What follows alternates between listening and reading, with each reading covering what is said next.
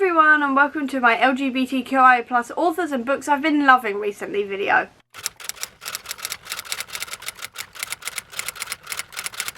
It's currently Pride Month, so it's time to talk about all of the LGBTQIA+ authors and books I've been reading recently and really enjoying. So, let's get into it. First we have So Let Them Burn by Camilla Cole, and this is such a good book. This one we are following Farron and Alara. They are sisters.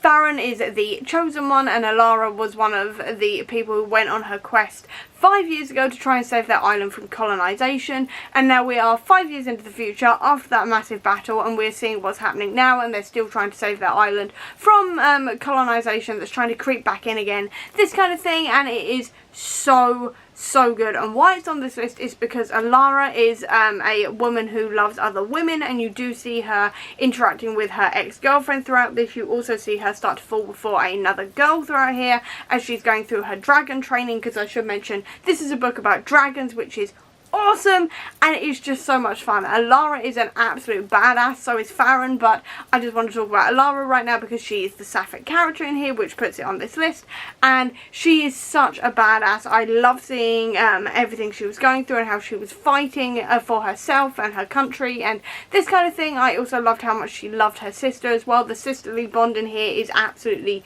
brilliant. I really enjoyed that about this book as well, and I just loved it so much. I love the world of this. I loved the storyline of this. I am desperate for the sequel because I really want to know where this is going. And overall, if you are looking for a fantasy book about dragons that's Jamaican inspired and also has a sapphic relationship in it, you cannot go wrong with this book. Seriously, go and read it. It is so good. I've also recently read a manga called I Think Our Son Is Gay, and this is by Ukara, and this is so good. It's a lovely little sort of slice of life contemporary manga all about a mother who thinks her son is gay, and she's just talking about how she's viewing him and her conversations with him and just how much she loves him, and even if he hasn't come out to her, if he's not ready to, if he's not gay, whatever, she absolutely loves him and she will love him no matter what. It is such a sweet story. I've only read the first volume. I think this is actually a series, but my library doesn't have the rest of them yet, and I am desperately waiting for them because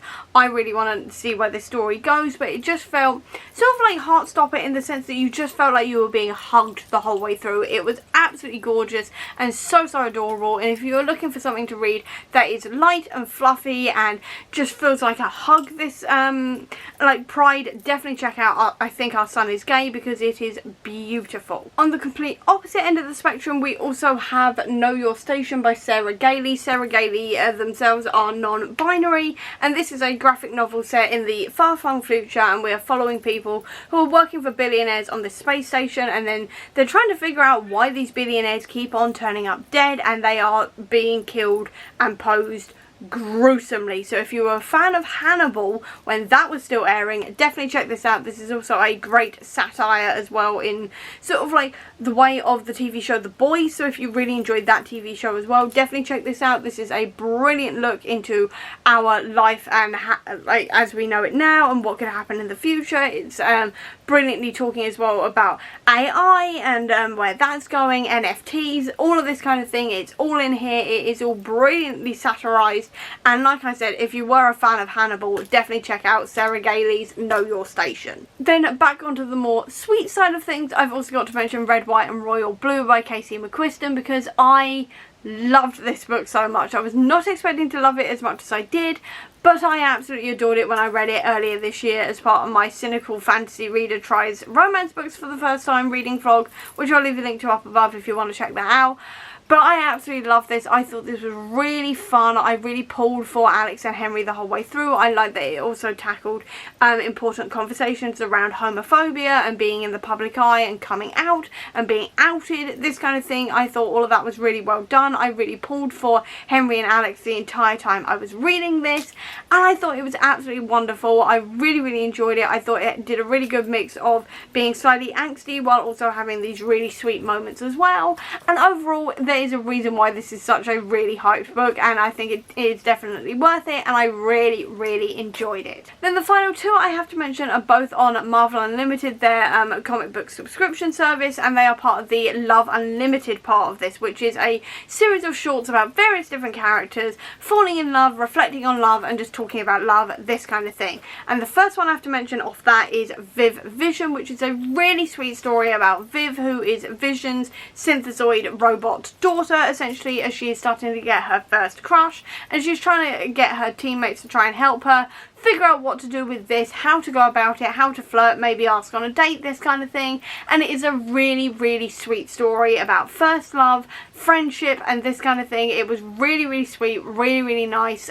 There's also a storyline in here as well talking about fighting against gentrification as well, which was really well done in such a short story. So I really enjoyed that level of it. I really enjoyed just seeing Viv not knowing what to do to flirt and everything else. She was just literally texting her friends going, I have a crush, I don't know what to do, and them trying to actually help her out with this and things.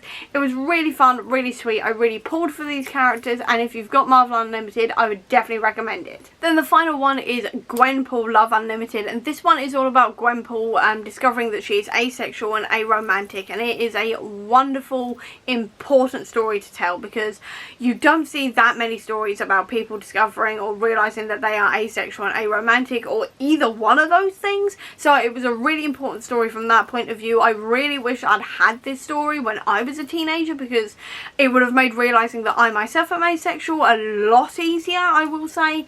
And it was just a wonderful read, because this is literally all about Gwen dating people, realising that she's not feeling the same way they do about these types of things, and discovering that she is asexual and aromantic. And it is wonderful to see her go through that, and to see her go through that sort of level of wondering what is wrong with her, and realising that there isn't anything wrong with her. She does have a name for her sexuality, she isn't the only one, this kind of thing. And it is such an important story, and I absolutely loved reading it, and I will just sing the praises of this comic for the rest of time, because it is so important. And what I will say as well that was really useful in this comic as well is that there is definitions for the different types of asexuality and aromanticism as well, so you actually see these different terms coming up for the spectrum within asexuality and aromanticism, which was so important as well. It doesn't give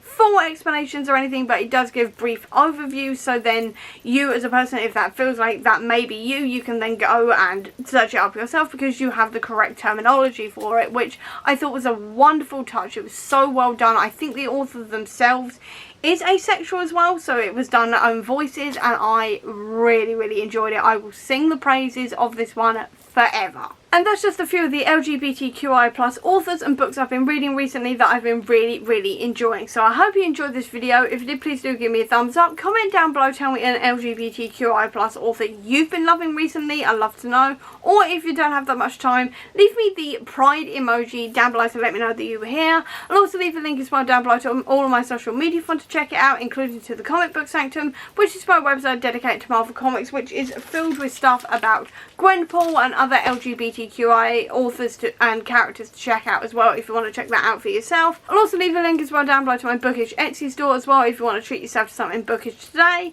Or if you just want to see any more of my videos, please click subscribe here, and over here will be the link to my previous video. But until next time everyone, bye!